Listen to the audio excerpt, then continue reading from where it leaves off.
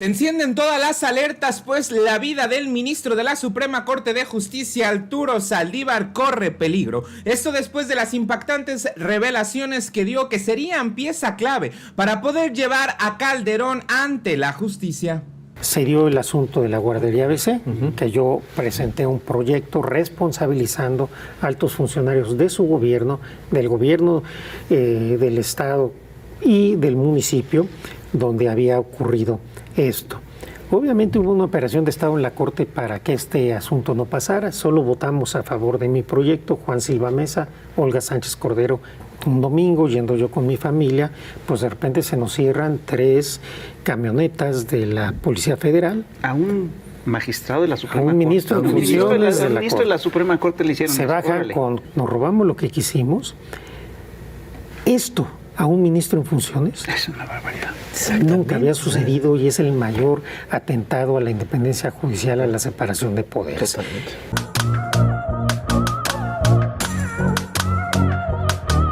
Hola, ¿qué tal amigos? ¿Cómo están? Sean bienvenidos a su canal. Yo soy Mike Valencia y ahora sí vamos pasando directamente con la información, amigos. Y es que impactantes estas revelaciones que se están dando y que tuvo en realidad el valor de hacerlas, pues en estas revelaciones están siendo piezas claves para estas investigaciones, para poder llevar a Calderón también ante la justicia.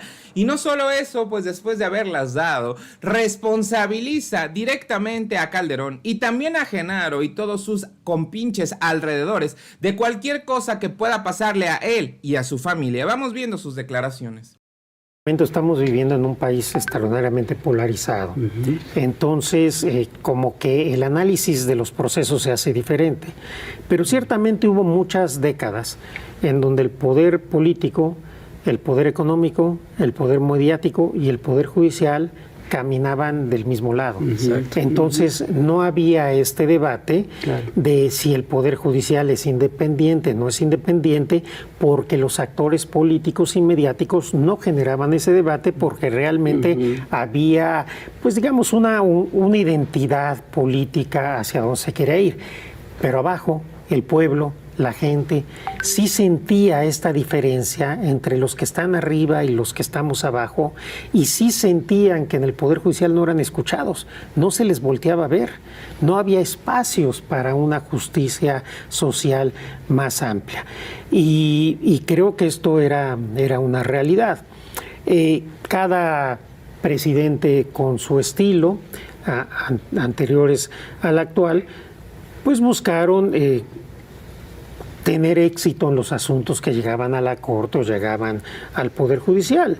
Y hoy se habla mucho de que el presidente López Obrador es un presidente que no respeta la independencia porque es muy crítico, digamos, en sus mañaneras en relación con el Poder Judicial, cosa que no es de ahora, así ha venido siendo desde que llegó. Pero poco se dice de lo que implicaba, por ejemplo, un presidente como Felipe Calderón, que amenazaba, que intimidaba, que ordenaba que no se respetaran los derechos humanos, que fabricaba culpables, y un sexenio donde de manera reiterada se violaban los derechos humanos de todas las personas, y hoy viene a hablar de Estado de Derecho. Eso verdaderamente me llama mucho la atención. Y me llama más la atención que nadie repare sobre eso. Sí, claro. A ti te amenazó directamente. Por supuesto. A mí me amenazó el régimen de Calderón. Hay una experiencia directamente con la Secretaría de Seguridad al mando de Genaro García Luna. Efectivamente, yo tuve 2 momentos, digamos, complicados con el presidente Calderón. El primero fue cuando se dio el asunto de la guardería ABC, que yo presenté un proyecto responsabilizando a altos funcionarios de su gobierno, del gobierno del estado y del municipio donde había ocurrido esto. Obviamente hubo una operación de Estado en la Corte para que este asunto no pasara. Solo votamos a favor de mi proyecto, Juan Silva Mesa, Olga Sánchez Cordero y yo. Y ahí hubo un enfrentamiento fuerte con el secretario de Gobernación, Fernando Gómez Mont, y una operación mediática muy fuerte. En esa reunión, en esa sesión de la Corte, hubo algunos ministros que leyeron como su dictamen los documentos, los memorandan que nos habían ido a llevar las autoridades. ¿De veras? Sí. Y obviamente que si ustedes ven esas sesiones, se dan cuenta cómo la Corte en ese momento operó para generar una impunidad en ese asunto. O sea, de la Secretaría de Gobernación les llevaron. No, estaba todo el gabinete. Todo el gabinete estaba en la Corte, el secretario de Comunicaciones, que antes había sido director del IMSS, el consejero jurídico, todo el gabinete. La Corte estuvo ahí prácticamente tomada por el gabinete y por todo. Y después viene el caso de Florence Cassé, este montaje que hoy es evidente, en el cual a mí me tocó ser ponente. Y ahí sí fueron subiendo de nivel las amenazas. Todos los días se hablaba en mi oficina, se amenazaba de manera muy concreta. Y en algún momento, un domingo, yendo yo con mi familia, pues de repente se nos cierran 3 camionetas de la Policía Federal. A un magistrado de la Suprema Corte. A un ministro de funciones de la Suprema Corte le hicieron. Se baja con armas largas, yo venía con mi familia, y se nos quedan apuntando como 10 minutos. No conformes con eso. ¿Sin decir nada? Sin decir nada. Eso te iba a preguntar. No, era el mensaje, intimidar. Y después sí, diciendo. se metieron a mi casa. Estando yo con mi esposa, no nos dimos cuenta esa noche. Se robaron todo lo que tenía que ver con mi computadora, mis unidades USB, mi disco de respaldo. Supongo que buscando algo que obviamente no iban a encontrar. Pero ahí estaba clarísimo, te pudimos haber matado, nos metimos a tu casa, nos robamos lo que quisimos. Esto a un ministro en funciones es una barbaridad. Nunca había sucedido y es el mayor atentado a la independencia judicial, a la separación de poderes. Totalmente. Y tan supo Calderón, que hoy dice que no sabe, que es que ya no sabe nada. Él ya no sabe nada. Un problema de Alzheimer oportuno. Él ya no se enteró de nada. Entonces, o tiene un tema de ineptitud o un tema de complicidad, no hay de otra. El punto es que cuando esto sucede, yo le aviso al entonces presidente de la Corte, Juan Silva Mesa, y le digo, pasó esto, quiero que estés enterado. Al día siguiente me reuní con todos mis compañeros en la oficina de presidencia de la Corte y les dije, sucedió esto. No voy a denunciar, no voy a salir mediáticamente porque generaría una crisis institucional. Pero hago responsable a Felipe Calderón y a García Luna de cualquier cosa que me pase a mí y a mi familia. Y ustedes ya lo saben. Y luego se empezó a filtrar por ahí lo que había pasado. Pero ¿por qué Calderón sí sabía? Me llama porque yo le pedí al presidente de la Corte que avisara al presidente de la República que había ocurrido. Me llama, me dice que se había enterado lo que había pasado. Si yo sospechaba de alguien, pues no puedo decirle que de él. Yo digo, bueno, y me dice, oiga, pues si quiere le puedo dar seguridad por parte de la Secretaría de Seguridad Pública. No, presidente, yo no confío en su Secretaría de Seguridad Pública. Hola. Y me dice, bueno, si quiere le puedo mandar un escolta del Estado Mayor. Le dije, en el Ejército Mexicano sí confío, presidente. Se lo agradezco, se lo acepto. Tan supo que durante 3 meses yo tuve escolta del Estado Mayor Presidencial.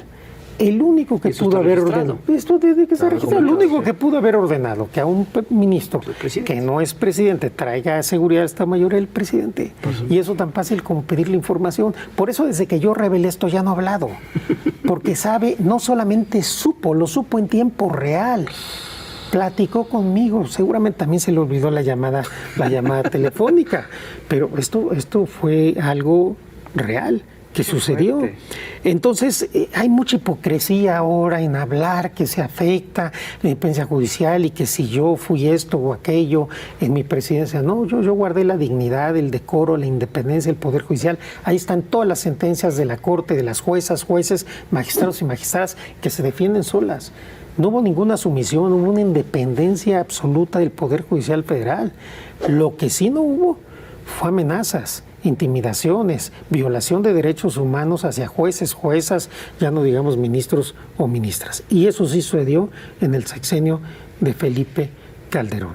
Y creo que si hubiera alguna duda, pues hoy después de lo que sucedió, después de que ha sido declarado culpable esta persona, pues creo que ya ninguno nos cabe duda del nivel de delincuente, de violador de derechos humanos que es Genaro García Luna, y que es extraordinariamente improbable, por no decir imposible, que Felipe Calderón no se haya enterado de nada.